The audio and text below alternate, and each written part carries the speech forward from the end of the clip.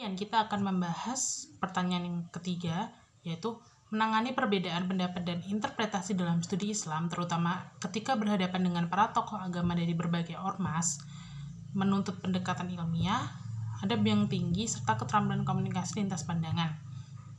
Nah, untuk yang pertama, yaitu kita perlu mengakui perbedaan sebagai keniscayaan. Maksudnya adalah dalam studi Islam, ikhtilaf atau perbedaan pendapat itu adalah hal yang alami dan sah.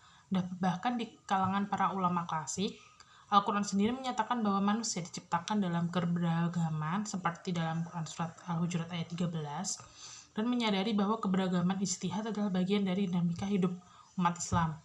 Yang kedua yaitu kita bersifat inklusif dan tidak fanatik mazhab. Nah, tidak memaksakan satu pandangan sebagai satu-satunya yang benar dan tidak membedakan antara ajaran yang pasti dan tidak berubah dan yang terbuka untuk penafsiran, menunjukkan sikap terbuka terhadap ormas Islam yang memiliki pendekatan berbeda seperti Nahdlatul Ulama, Muhammadiyah, LDII, Salafi, dan lainnya. Kemudian yang ketiga, kita perlu memahami konteks sosial budaya tiap organisasi masyarakat, seperti mempelajari sejarah, karakteristik, dan metode dakwah tiap ormas. Seperti NU itu berakar dari tradisi pesantren dan budaya lokal, sedangkan Muhammadiyah itu berorientasi pada tajdid atau pembaharuan dan pendidikan modern. Kemudian Salafi itu fokus pada kemurnian akidah dan praktik ibadah. Ini membantu membangun empati dan tidak menyamaratakan.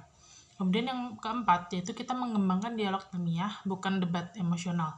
Sampaikan pendapat berdasarkan dalil dan argumen ilmiah, bukan asumsi atau serangan pribadi. Kemudian kita perlu menggunakan bahasa yang sopan dan santun. Kemudian yang kelima, ada membangun titik temu atau fokus pada kesamaan. Nah, memulai dari perbedaan, mulailah dari nilai-nilai Islam yang disepakati seperti keadilan, kasih sayang, tauhid, ukhuwah. Dalam proyek sosial keagamaan, kerjasama bisa dibangun pada isu-isu bersama seperti pendidikan umat, pemberdayaan ekonomi, isu lingkungan, dan kesehatan. Kemudian yang terakhir, kita perlu menjadi pendengar yang baik. Yaitu dengarkanlah terlebih dahulu tanpa menyela, pahami maksud yang lebih dalam sebelum menyampaikan tanggapan, tunjukkan bahwa kita tidak hanya ingin mengoreksi, tapi menghargai dan memahami.